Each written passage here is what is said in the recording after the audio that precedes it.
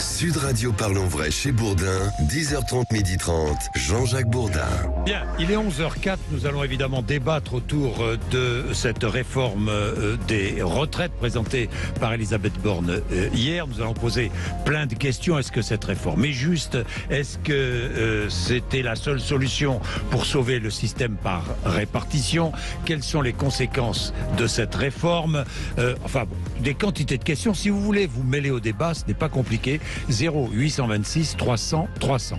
Nous avons plusieurs invités ce matin pour débattre ici même. Adrien Clouet, qui est député La France Insoumise de Haute-Garonne, membre de la Commission des Affaires Sociales. Bonjour. Bonjour. Merci d'être avec nous. Jean-Claude Mailly, qui est ancien secrétaire général de Force ouvrière 2004-2018, oui. 14 ans à la tête de Force ouvrière. Et puis Charles Mazet, qui est conseiller en finance, expert du secteur bancaire et spécialiste du financement des retraites et qui fait des propositions qui vont plus loin que cette réforme présentée par Elisabeth Borne. D'abord, bonjour, cette réforme est-elle juste ? Évidemment, vous allez me dire non, Adrien Clouet. Bien sûr, je vais vous dire non. Et elle est injuste à deux égards. D'abord, oui. Parce que, disons les choses, elle va remplir les cimetières. Aujourd'hui, eh bien, chaque année, des gens qui auraient 63-64 ans décèdent. Ils sont 15 000 par an à mourir entre 62 gens de 60, même de 50 ans qui décèdent. Bien sûr, mais entre 62 et 64, ils sont 15 000 par an. C'est un des âges où on meurt le plus dans la vie active. 62-64. Du travail ? Alors, en partie, le travail, la pénibilité, les accidents, les maladies. Mais donc, cette réforme, elle implique que 15 000 personnes décéderont sans jamais pouvoir aller à la retraite après une vie de travail. En outre, 64 ans, c'est l'âge auquel on a le plus souvent des maladies ou des inaptitudes qui empêchent de profiter de la vie avec ses proches. Donc non seulement une bonne partie des bénéficiaires de retraite actuels mourront demain, si cette réforme rentre en vigueur, mais en plus, c'est pas celles et ceux qui auront la chance. C'est la réforme qui va les tuer. S'ils restent au travail jusqu'à 64 ans et qu'ils sont morts à 63, ils n'auront pas de retraite. Donc oui, ils mourront avant l'âge de la retraite à cause de la réforme. Et celles et ceux qui auront la chance de ne pas être décédés, et tant mieux, j'espère que ce sera le nombre le plus important possible, une partie conséquente d'entre elles et d'entre eux ont des inaptitudes, des douleurs, des maladies, des difficultés qui les conduiront à ne même pas pouvoir profiter quelques années de ce moment de retraite entourés de proches dans des bonnes conditions de santé. Est-ce qu'elle est injuste ? Jean-Claude Mailly. Oui, elle est injuste sur le fait que ceux qui n'ont pas de problème, qui sont contents dans leur boulot, qu'ils soient cadres ou pas d'ailleurs, peu importe. Ceux-là, à la limite, travailler jusqu'à 64, ça existe, 65, voire plus. Oui, ça existe déjà. Dans le privé, on peut travailler jusqu'à 70 ans. Sans que le patron puisse vous mettre d'office à la retraite. Bon. Ceux-là, à la limite, ça leur pose pas de problème. Mais tous ceux qui ont démarré jeunes, notamment ceux qui démarraient à 21 ans, eux, ils vont payer plein pot le décalage. Ils vont partir deux ans plus tard. Parce que c'est bien gentil de dire les carrières longues, 14-16 ans. Il y en a plus qui ont démarré à 14 ans. 21 ans, plus 43 ans de cotisation. 64. Ça ne bouge pas. Ça fait 64 ans. Oui, non, mais... Ça fait 43 ans de cotisation. Oui, mais ça va beaucoup plus vite, là.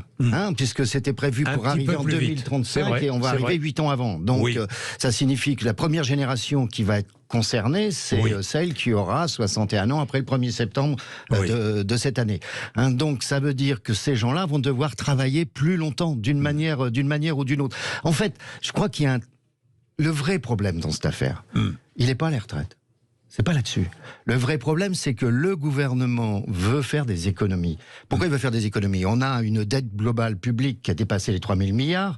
Il y a eu le quoi qu'il en coûte, il y a eu le bouclier tarifaire, il y a eu tout ça. Donc, il y a les observations faites au niveau européen, puisqu'on a des engagements au niveau européen de 3% de déficit budgétaire, même si on ne les respecte pas. Il y a le FMI qui commence à dire attention, il faut que vous fassiez des réformes, il faut que vous fassiez des économies. On a les taux d'intérêt qui viennent de passer 3%, ça fait 30 milliards de plus par an. Donc il faut absolument, y compris au marché, donner des gages.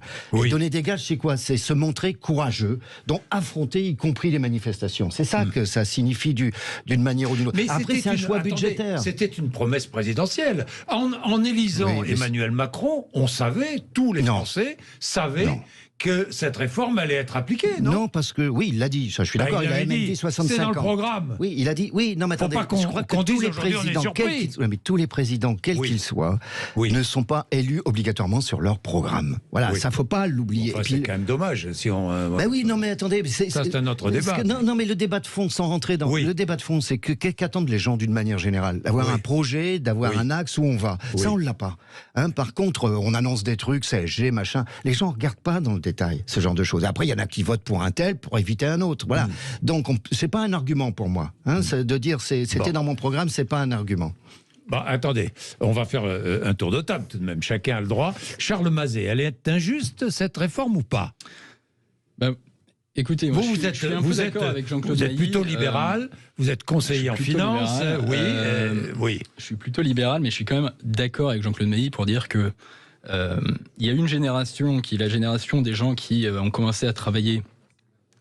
C'est pas les carrières les plus longues, mais qui ont commencé à travailler entre 20 et 22, 23 ans. Oui. Cette génération-là, elle est dans le projet de réforme, elle est lésée.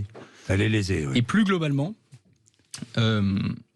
moi, l'injustice, je la vois moins entre les futurs retraités qu'entre les générations, si vous voulez. Entre les retraités actuels et les actifs, qui vont payer les retraites des retraités. Parce que cette réforme, elle est unijambiste, tous les leviers qu'elle envisage d'actionner, finalement, portent uniquement sur les actifs. Et les retraités, en aucun cas ne sont mis par répartition. Oui, mais ça, le principe d'un système par répartition, c'est d'équilibrer des dépenses et des retraites.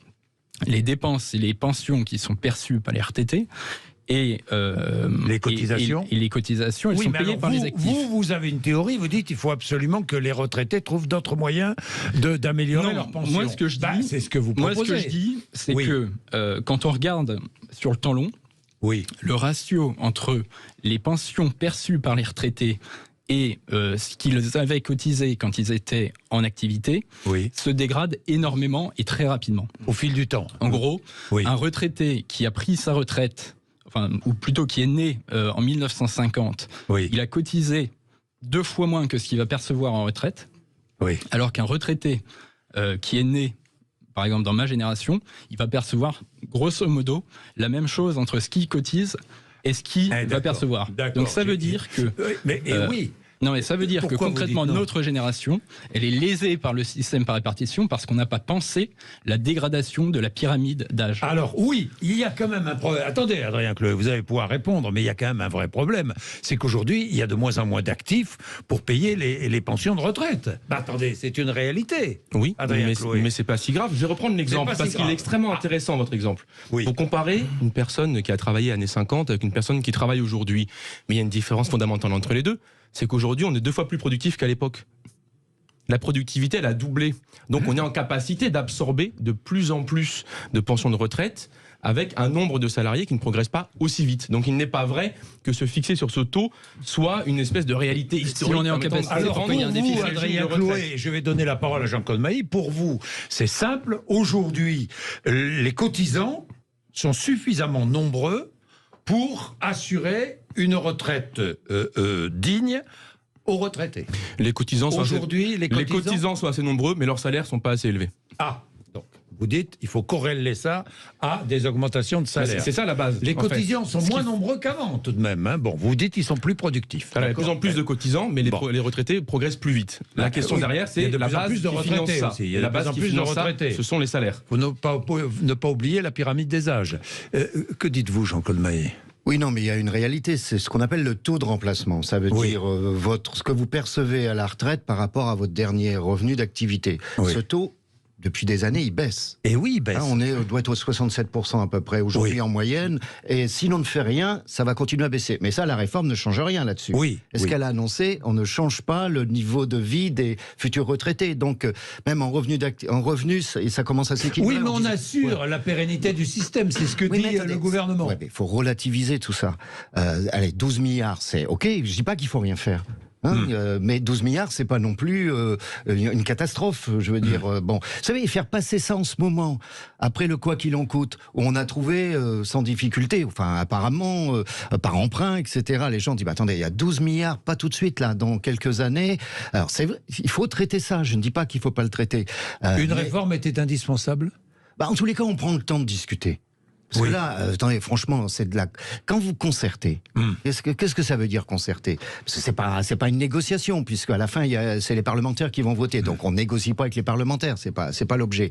Mais quand vous concertez, ou vous voulez faire une réforme et vous voulez avoir un minimum de consentement possible, pour pouvoir faire passer votre réforme. À partir de là, ça veut dire que vous écoutez ce qu'on vous dit en face.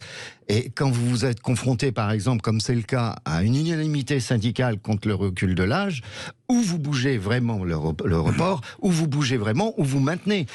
C'est ça. Il y a le sentiment qu'il faut être courageux. Mais quand vous vis-à-vis des marchés, voilà, ouais, je suis courageux. Je vais continuer là-dessus, mais je vais aussi me demander s'il y avait d'autres solutions.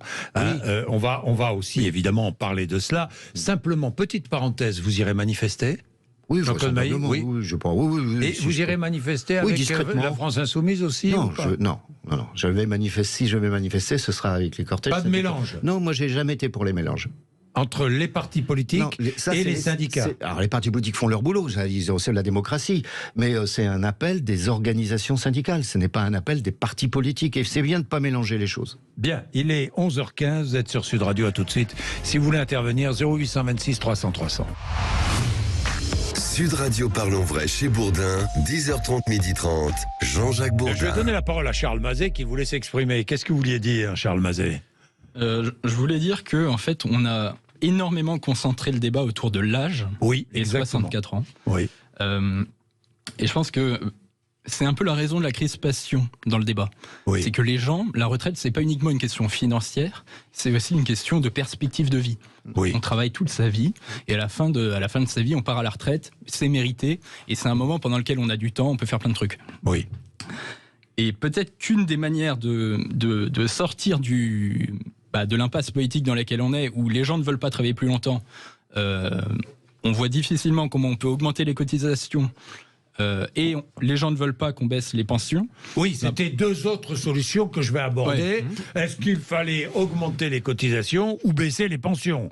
C'était deux autres solutions, évidemment. Si vous voulez, pour sortir de cette impasse politique dans laquelle on est, il y a la possibilité de laisser le choix aux gens de partir plus tôt s'ils le veulent, en acceptant une décote sur leur pension, et de compenser en mettant en place... Il y a plein de manières de compenser la baisse de la pension liée au départ anticipé. On en propose une ce matin dans une tribune dans Le Monde, qui est de dire, en fait, les 3/4 des retraités sont propriétaires de leur résidence principale. Cette résidence principale, elle a une valeur moyenne de l'ordre de 220 000 euros. Ce que vous pouvez faire, c'est donner une hypothèque sur votre résidence principale et en contrepartie, recevoir une rente pendant toute la durée de votre retraite. Et donc, à votre décès, en fonction de la rente que vous aurez perçue, la banque reversera à vos héritiers le marginal entre la valeur de votre maison et la rente que vous aurez perçue pendant toute votre vie. Ce qui permet quand même aux retraités de mieux vivre, d'avoir un complément de revenu, ce qui permet de ne pas alourdir le poids des retraites pour les actifs, et ce qui ne lèse en fait finalement que les héritiers des retraités. Ce sont les héritiers qui vont protester, mais qui sont finalement des gens qui sont plutôt favorisés puisqu'ils perçoivent un héritage. Oui, qu'est-ce que vous pensez de cette idée? Oui, ça existe avec le viager d'une certaine manière aujourd'hui. Ouais, ça s'appelle le prêt viager hypothécaire, mais finalement... Ça existe pour ceux qui veulent le faire. Non, mais moi, ce que je pense, c'est compte tenu de dégradation du taux de remplacement, vous allez avoir en France beaucoup plus de retraités qui vont devoir travailler. Pour boucler les fins de mois. Et cumuler. Bah oui, c'est pour ça aussi qu'ils libèrent. Mais d'ailleurs, je trouve que la réforme ne prévoit pas grand-chose sur le cumul emploi-retraite. Bah, ils ont dit qu'ils allaient simplifier. Non. Alors, j'ai pas vu on attend le débat budgétaire. Quand c'est un choix personnel de dire bon là j'ai encore envie de travailler une fois en retraite et il y a des gens comme au Japon, comme au Royaume-Uni où ça se fait beaucoup, qui doivent continuer à bosser pour pouvoir vivre, parce que le niveau des retraites. Oui, au Japon c'est le cas. Au Japon c'est le cas, mais au Royaume-Uni aussi. Quand vous allez au Royaume-Uni, vous allez faire des courses dans une supérette où vous avez des gens qui sont vraiment en retraite depuis longtemps, qui sont à la caisse, quoi. Voilà. Donc ça, la dégradation du niveau de vie des retraités va faire qu'ils vont être de plus en plus obligés de bosser. Alors C'est ce que permet d'éviter le système qu'on propose. Certains le font volontairement. Certains le font volontairement, je suis d'accord. Ont envie de continuer à travailler parce qu'ils s'ennuient à la retraite. Ou parce qu'ils s'ennuient, ou parce que famille recomposée, et puis les enfants sont encore étudiants, etc. C'est un choix. Parce que là, ça risque de devenir pour beaucoup une obligation pour pouvoir vivre correctement. Oui. Est-ce qu'il n'y avait pas une solution, je ne sais pas, à permettre effectivement de partir plus tôt avec une décote et en même temps favoriser ensuite le travail lorsqu'on est à la retraite, le cumul, en enlevant les cotisations sociales lorsqu'on est à la retraite et qu'on travaille sur le travail. Je ne sais pas. Si j'ai bien compris, mais je demande à voir. C'est ce qu'ils veulent faire ou pas? Dans ce qu'ils veulent faire, si j'ai bien compris, c'est qu'aujourd'hui, si c'est quelqu'un qui est en cumul emploi-retraite, il continue à payer des cotisations. Oui, toujours. Demain, il risque, si j'ai bien compris, d'acquérir des droits. Voilà. Alors, je sais pas des droits pour compléter sa pension. Si j'ai bien compris. Parce que ça serait bien, ça. On part à la décote, on part plus tôt, mais on continue à travailler et ça permet de compenser son manque à gagner sur sa pension. Non, effectivement, c'est une possibilité. Le problème, c'est que ça risque de devenir pour beaucoup une contrainte, devoir bosser n'importe quoi. Je veux dire, quand je dis n'importe quoi, je m'entends, des travaux pénibles, etc. Aller distribuer des journaux, vous faites pas ça par plaisir, vous faites ça parce que vous avez besoin de bouffer. Vous êtes obligé. Par contre, moi, je ne serais pas, j'ai jamais été opposé au principe d'une augmentation de la cotisation. Ah bon? Oui. Écoutez, historiquement, mais vous pensez que les Français vont accepter que leur cotisation augmente? Historiquement. Oui. À chaque fois qu'il y a eu des augmentations de cotisations sociales, alors je dis pas qu'ils étaient de gaieté de cœur, mais il n'y a jamais eu de fronde contre une augmentation de cotisation sociale si cette augmentation permet de garantir quelque chose. À la fois alors il y aura là une baisse de la cotisation pour les entreprises sur les accidents et maladies professionnelles pour pouvoir alimenter les caisses de retraite. Mais moi, je n'ai pas d'opposition de principe. Là, on est face un peu à un dogme au nom de la compétitivité. Il ne faut pas augmenter, il faut diminuer, y compris par exemple les impôts de production. Certains doivent être diminués, d'ailleurs, je n'ai rien contre. Mais en même temps, on fait un dogme d'une non-augmentation des cotisations. Je considère que c'est un des choix possibles. Une augmentation des cotisations, c'est un des choix possibles. C'est effectivement une des pistes possibles. Il y a deux manières de financer un régime de retraite stable. Soit c'est l'impôt sur la vie, c'est-à-dire qu'on fait partir plus tard et des gens décèdent, soit ce sont les cotisations. Après, on peut discuter techniquement. Le niveau des pensions aussi. On peut baisser le niveau des pensions. Je veux dire, un régime stable avec un niveau de vie maintenu. Mais prenez un exemple. Dans le cas français, vous savez, aujourd'hui, au-dessus de 3 666 €, on ne s'acquitte plus que d'une très petite cotisation de 2,3%. Eh bien, on pourrait se dire qu'on ferait mieux et plus cotiser les très hauts revenus. On pourrait aussi se dire qu'on pourrait faire contribuer, par exemple, tout ce qui est prime Macron. Parce qu'on a un gouvernement qui nous dit qu'il manque de l'argent dans les caisses de l'assurance vieillesse, mais qui a multiplié les dispositifs exonérés de cotisations sociales. Donc il a lui-même creusé un trou qui nous demande de venir combler. Troisième piste, l'année dernière, on a eu les chiffres sortis il y a quelques jours, ont été versés 80 milliards € de dividendes dans le seul CAC 40. Le seul CAC 40. Ça veut dire qu'une petite contribution exceptionnelle de à peu près 10% de ces gains-là suffirait à sécuriser le régime de retraite pendant 6 ou 7 ans dans les projections gouvernementales qui, j'imagine qu'on en parlera après, sont les plus pessimistes possibles. Donc il y a beaucoup de solutions alternatives au report de l'âge de départ. Les prévisions en matière économique comme en matière journalistique, je m'en méfie terriblement. Ou en matière sociale. Ou en matière sociale. Toutes les prévisions, je vous dis tout de suite, je m'en méfie terriblement. C'est bien pour ça que je me méfie du PowerPoint de Madame Borne. Je me méfie de tout cela. Personne ne sait ce qui va se passer, ça va dépendre du taux d'emploi, ça va dépendre de la croissance, ça va dépendre de la situation internationale. Enfin bon, personne ne peut savoir ce qui va se passer dans 2 ans, 3 ans, 5 ans. Oui, qu'est-ce que vous vouliez dire, Charles Mazet? Plusieurs choses. Allez-y. Une réponse à Jean-Claude Mailly qui parle de dogme de la compétitivité. Oui. Dogme de la compétitivité, ça veut dire emploi des Français, taux de chômage, ça veut dire capacité de la France à créer de la valeur. Oui. Voilà, derrière le dogme de la compétitivité, il y a notre capacité collective à créer de la valeur. Oui. Voilà, et à être compétitif. On crée de la valeur en travaillant, hein. Oui, tout à fait, tout à fait. Ça, il y a pas de. La deuxième chose que je voulais dire, c'est j'entends cette proposition qui m'a beaucoup amusé d'Adrien Clouet sur les dividendes, qui dit en fait il suffirait de taxer à 12,5% les dividendes et ça permettrait de financer le déficit des retraites. Oui. Alors déjà, le 80 milliards de dividendes en 2022, c'est le plus haut niveau de dividendes jamais réalisé en France. La moyenne entre 2015 et 2021, c'est 40 milliards. Donc déjà, vous avez perdu la moitié des recettes que vous promettez. Une année de gagné, c'est toujours ça. Oui, enfin d'accord, mais vous avez tiré, en fait, vous avez besoin, si vous voulez, si vous faites ce que dit la France Insoumise, qui est retraite à 60 ans, ça coûte en gros 30 milliards, et financement des déficits, 40 milliards, vous avez besoin de taxer à 100% les dividendes pour financer un truc pareil. Attendez, je viens de vous donner 3 pistes différentes. C'est une des sources auxquelles ça alors c'est la dernière chose que je voulais dire. Quand vous dites on pourrait augmenter les cotisations des gens qui gagnent plus de 3 600 € par mois, les très hauts revenus. Alors je pense que les Français qui gagnent plus de 3 600 € par mois, ils vont être très heureux d'apprendre qu'ils perçoivent des très hauts revenus. Et en fait, in fine, si on vous écoute, ce que vous êtes en train de nous dire, c'est qu'en période de très forte inflation, pour résoudre le problème des retraites, vous voulez augmenter les impôts. Hyper innovant. Ah bah oui, c'est augmenter les impôts sur les plus hauts revenus. Et aujourd'hui, les plus revenus, donc les gens qui gagnent 3 000 € par mois. Non, 3 600. Oui, parce que là, vous venez déjà de nous perdre un demi-SMIC. Vous venez de nous perdre un demi-SMIC dans l'affaire. Aujourd'hui, 3 666 €, pour être tout à fait exact. Au-dessus de cette somme, tout revenu qui est perçu au-delà, enfin tout salaire qui est perçu au-delà, sous-cotise dans le régime général. Et je pense qu'on peut soit augmenter légèrement la cotisation au-dessus de ce seuil, soit surélever ce seuil. On pourrait aussi dire qu'on le porte à 4 500, 5 000. Quid des retraités qui gagnent plus de 3 600 € par mois de pension? Pourquoi ils sont très utiles au pays. Pas cotiser. Parce qu'ils sont très utiles au pays. Les retraités, aujourd'hui, ce sont celles et ceux qui facilitent les études des petits-enfants, parce qu'ils leur reversent de l'argent. Mais les actifs sont celles et ceux qui assez utiles au pays. Bah, bien sûr. Ouais. Mais en l'occurrence, vous voulez baisser leurs revenus. Bah non, une cotisation patronale, c'est pas vous qui la payez. Mais évidemment que c'est nous qui la payons, puisque la valeur, elle est créée par le travail du salarié, que ça soit le patron ou le salarié qui paye la cotisation, c'est exactement la même chose. Alors non, sur une feuille de paye, c'est pas la même chose. Et surtout, un salaire, il progresse d'année en année. Le débat, oui, c'est une solution. Ce que propose la France Insoumise, c'est une, je sais pas, 60 ans.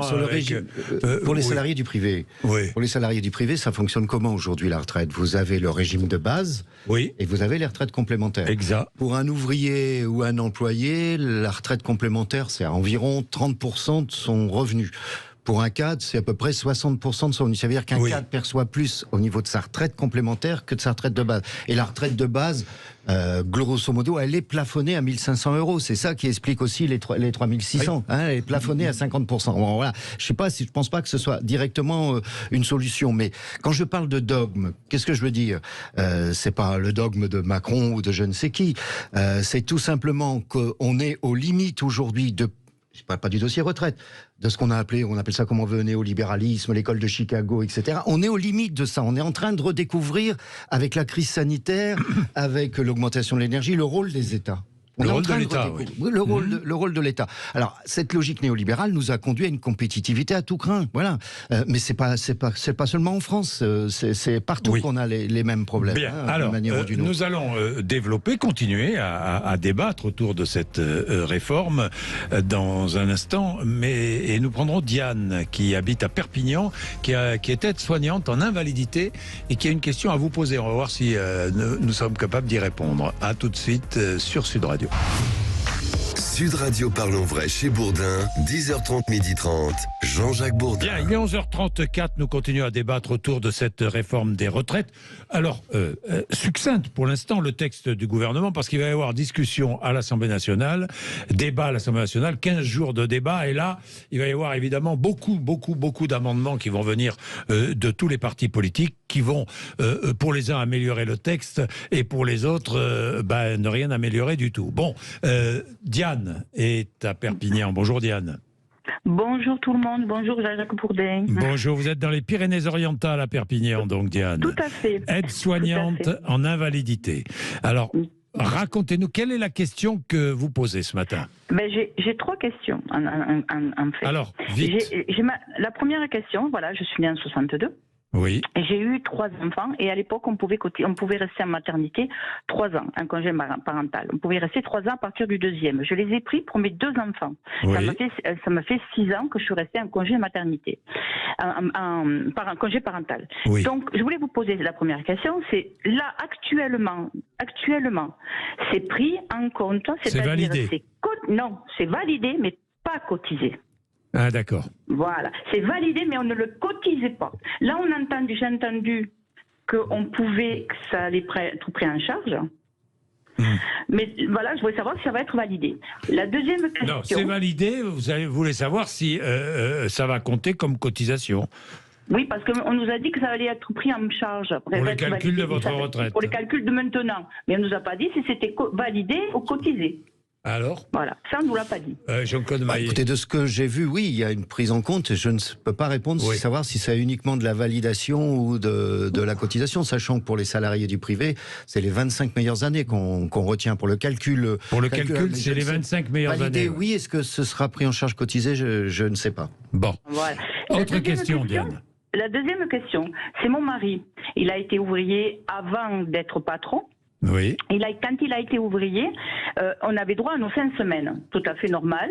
Mais lui, l'été, il a eu travaillé. C'est-à-dire qu'il a eu travaillé et donc il a eu des fiches de paye les 2 mois de juillet et août, 2 mois qu'il a travaillé en plus. Là, on a fait les demandes. Les demandes que nous avons faites, et on nous dit comme ça, les trimestres, parce qu'en pure d'année, ça a fait des trimestres. Les trimestres, nous ne compterons pas, donc il les a payés, il a payé les cotisations, il a tout payé, mais par an, on peut en prendre que 4 trimestres. Donc à partir de là, ces trimestres-là ne compteront pas pour sa retraite. Pourtant, il a commencé à l'âge de 14 ans et il lui manque 7 trimestres. Mais c'était 7 trimestres, il les a validés, il les a cotisés puisqu'il les a payés. Mais on ne les a pas pris en charge. Je suis étonné qu'ils ne soient pas pris en compte. Hein. S'il a payé des cotisations, je ne comprends pas très bien pourquoi ce n'est pas pris en compte, Diane. Hein. Parce qu'on peut en cotiser que 4 par an. Pas plus. 4 trimestres par an. Ah oui. Mais oui, mais... Ah bah oui, sinon c'est des rachats de trimestres après. Mais Mais oui, mais il les a cotisés. Ah oui. Bah oui, mais vous savez, aujourd'hui, quand vous cumulez un emploi et une retraite, vous cotisez double. Hein. Oui, mais quand vous avez pris votre retraite, vous travaillez, vous le savez parfaitement. Tandis que là, vous pouvez cotiser que 4, mais ils vous les encaissent. Car même en étant de travailler, quoi. Bon, voilà, donc on ne les cotise pas. Bon. Et dernière question, Diane.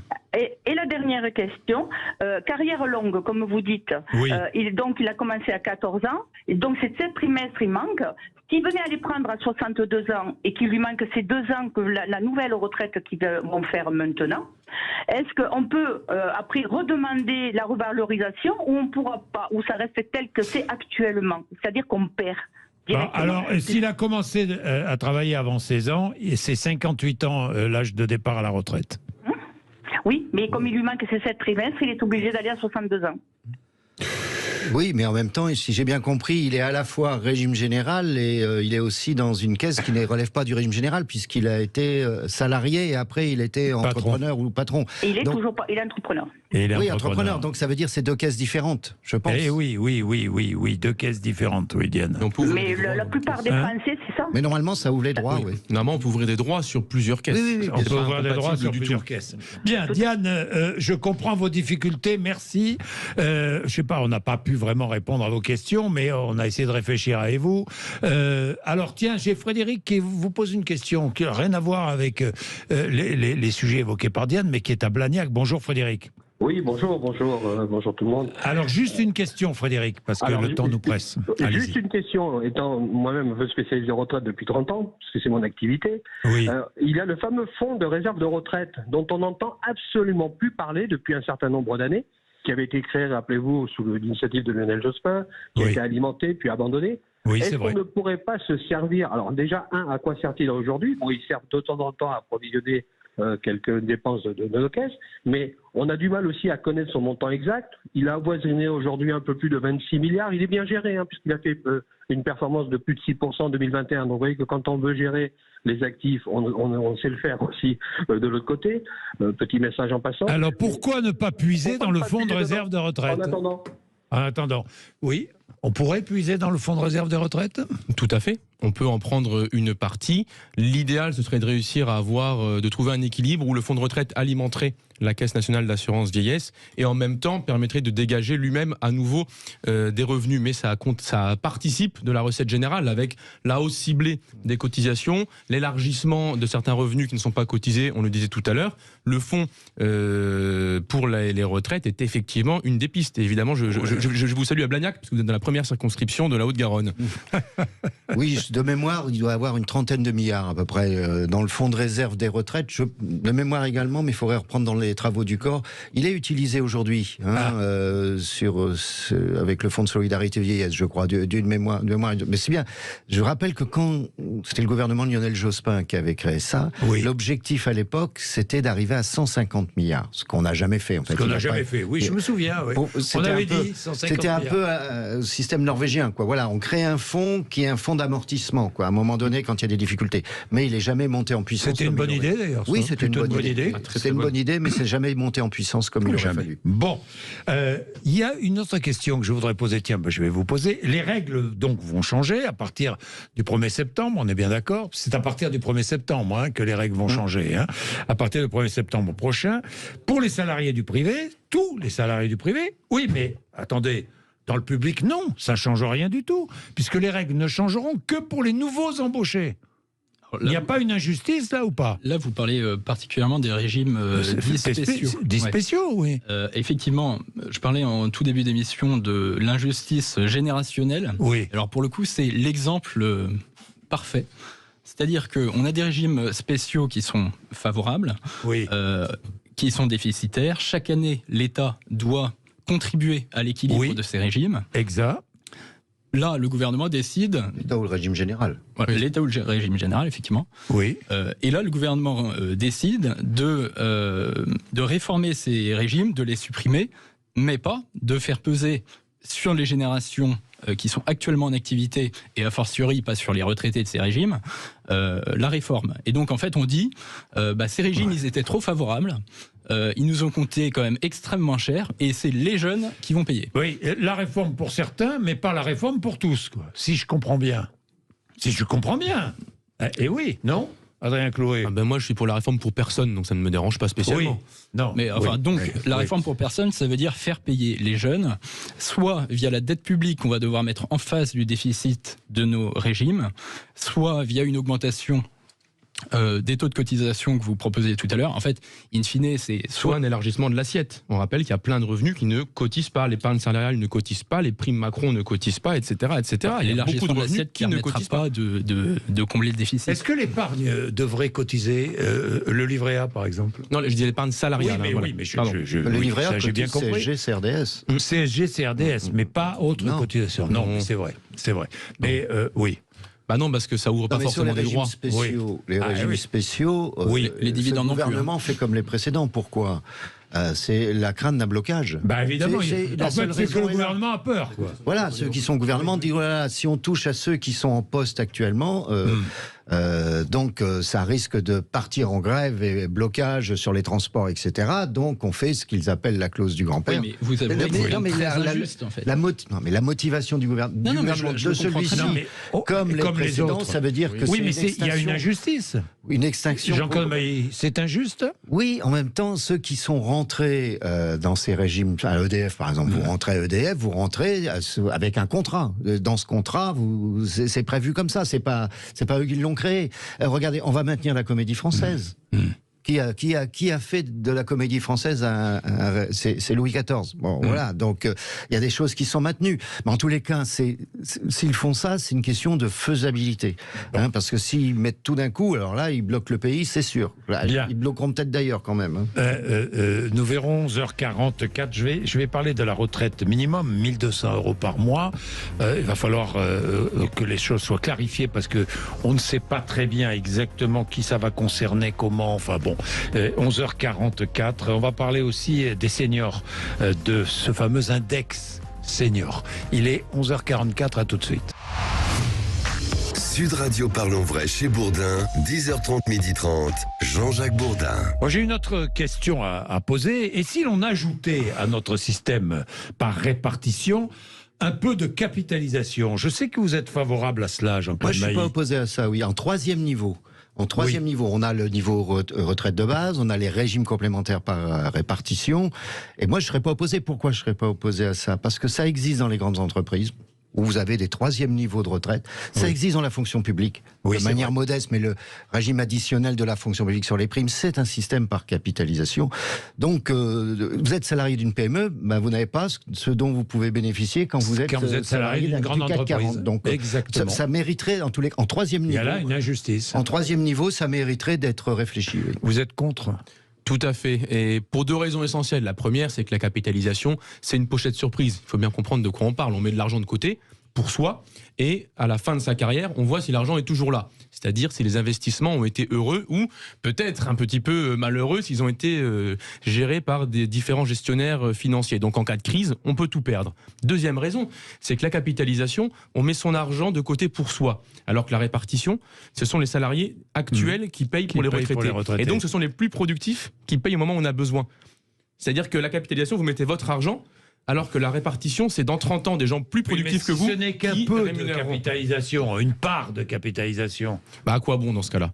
Si c'est une part, à quoi bon plutôt que de mettre les fonds dans la répartition ? Pour compléter ses pensions. Moi, je suis favorable à ce que ces fonds soient mis dans la répartition et redistribués.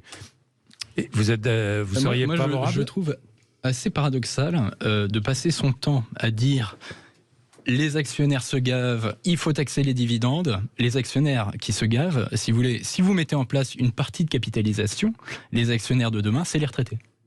Voilà. Oui. Donc si deviendront actionnaires. Si les actionnaires se gavent autant que vous le dites, pourquoi ne pas mettre en place une partie de capitalisation ? Parce que les actionnaires se gavent entre 2 crises financières, c'est le principe de leur activité.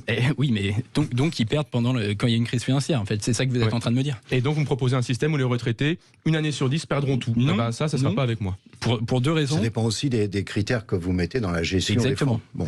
Le fonds de réserve des retraites, c'est un fonds qui fonctionne par capitalisation. Il ne s'est pas écroulé.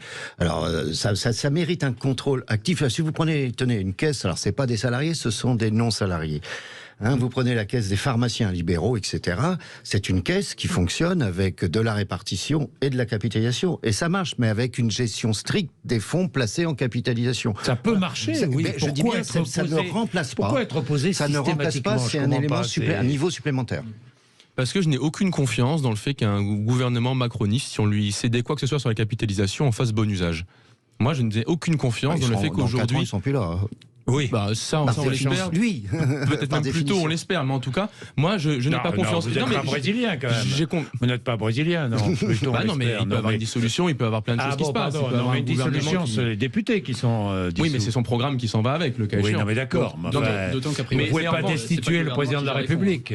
Ah bah non, je n'ai jamais proposé de le destituer. Ah bah si, vous dites il sera plus là. Bah après, lui, il peut tirer des conséquences personnelles d'une situation politique. Mais quoi qu'il en soit, des professionnels qui gèrent une caisse, je peux avoir une confiance. En revanche, un régime général sur lequel l'État essaie de mettre la main, je ne souhaite pas, en aucun cas, qu'il y ait une dose de capitalisation. Ah non, c'est pas dans le régime général. Moi, je le conçois pas dans le régime général. Mais les propositions de capitalisation sont souvent introduites dans le régime général. C'est pour ça que j'y suis radicalement hostile et je tiens à le dire ici. Par exemple, ce serait un bon sujet de négociation dans les branches, par exemple, avec une gestion paritaire. Oui. Je sais que le gouvernement actuel déteste la gestion paritaire, mais ce serait bien. Oui.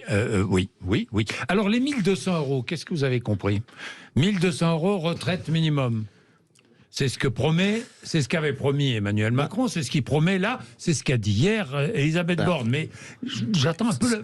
C'est un engagement de 2003-2004 qui n'a jamais été complètement respecté. Par personne, ni la droite ni la gauche. Oui, par personne. Bon, s'il le respecte, c'est bien. Moi, j'ai pas bien compris encore si c'était du brut ou du net, parce que vous avez Madame Borne qui a dit c'est du brut et vous avez Monsieur le maire qui a dit c'est du net. Alors, je ne sais pas si c'est 1 200 brut ou 1 200 net. Vous savez, j'ai Eric Woerth là, juste après vous. Il va peut-être savoir. Il va peut-être savoir, apporter quelques précisions, oui. J'en sais pas plus. J'en sais pas plus. Il y a un deuxième élément qui me paraît pas très clair sur les 1 200 €. C'est pour... c'est du taux plein, les 1 200 €. Quid des carrières partielles ? Bon, on ne sait pas trop. Et alors, ça concernerait tout le monde, même ceux qui ont eu des carrières hachées. Voilà, c'est ma question. Je suis pas sûr. Non, je crois pas. C'est pas le minimum. Ça, il y a un minimum vieillesse, c'est autre chose. C'est carrière complète. Oui, carrière complète. D'accord. Oui, si. Donc les 1 200 €, c'est 20 ans après le vote d'une loi qui est donc censé être en vigueur. Le gouvernement s'engage à respecter la législation qui existe, donc très bien, on ne peut que s'en féliciter. C'est un petit peu tard. 1 200 €, moi, ça me paraît insuffisant après une carrière complète. Nous, à la France Insoumise, on défend le niveau du SMIC. Voilà, on défend qu'après une carrière complète, on puisse vivre au niveau du SMIC. Si on juge que le SMIC est le salaire minimum de dignité pour quelqu'un qui exerce une activité, eh bien, ça doit être le salaire minimum de dignité, d'existence pour les personnes à la retraite. Alors, une question, toujours dans le thème de l'injustice générationnelle, comment est-ce qu'on explique que le minimum qu'on est en train de mettre en place pour les retraités soit supérieur au minimum pour les actifs, en fait? C'est-à-dire qu'en fait, le minimum vieillesse et la retraite minimale, ils sont supérieurs au minimum des actifs qui est le RSA. Oui. Moi, je ne me l'explique pas. Oui, en plus le RSA, je ne sais plus comment ça marche. Si quand vous êtes au RSA, est-ce que c'est validé, mais c'est pas cotisé? Exactement. Le RSA ne permet pas d'ouvrir des droits à cotisation. Oui, il y a une forme de double peine. De la même manière, là-dessus, on se retrouvera pour demander une revalorisation des prestations et des minima sociaux. Je suis tout à fait d'accord avec vous. Oui. Donc, parce que le report de l'âge, enfin aujourd'hui, parce que quand même, on n'a pas réglé encore l'emploi des seniors. Moi, c'est loin. Alors l'emploi des seniors, il y a cet index senior. Qu'est-ce que vous en pensez? C'est quoi alors? Ça changera pas pour les entreprises dès cette année de plus de 1000 salariés, rendre public l'emploi des seniors dans l'entreprise, le nombre de seniors employés, disons clairement les choses, et en 2024, ce sera pour les entreprises de plus de 300 salariés. Oui, mais s'il n'y a pas de sanction d'une manière ou d'une autre. Il n'y a pas de sanction prévue. Oui, ce sera ce qu'on appelle en anglais du name and shame, on sort le nom et voilà. C'est de l'incitation. C'est de l'incitation, donc ce ne sera pas, selon moi, ça va rien changer. D'épée dans l'eau, oui. Ça va rien changer. L'emploi des seniors? Non, mais comment vous, en l'occurrence, l'index en l'occurrence c'est de la littérature. Ensuite, la question c'est la situation de l'emploi des seniors et elle est connue. On n'a pas besoin d'avoir du reporting comme on dit, entreprise par entreprise. On sait que les seniors sont discriminés à l'embauche, sont discriminés à la progression et sont discriminés à la formation. Ça appelle des réponses distinctes. La première des réponses, c'est adapter les postes. C'est adapter les postes pour que les gens puissent rester en emploi. Puisque si un tiers des personnes partent à la retraite avant d'avoir ouvert leur droit à une carrière complète, c'est parce qu'ils ne peuvent plus tenir dans leur emploi. Donc l'urgence, c'est qu'on puisse tenir. Et là-dessus aussi, Madame Borne a fait une annonce. Elle a dit, lorsque l'emploi sera insupportable pour la personne, on la changera d'emploi. Donc en gros, elle nous explique qu'on va transformer en cadre des personnes qui exercent une activité trop pénible, trop dure, trop physique. Bon, tout cela n'a absolument aucun sens, n'est pas très sérieux et n'ouvre pas des véritables droits à partir plus tôt. Le sens, c'est la formation tout au long de sa vie professionnelle. Non, c'est améliorer la formation.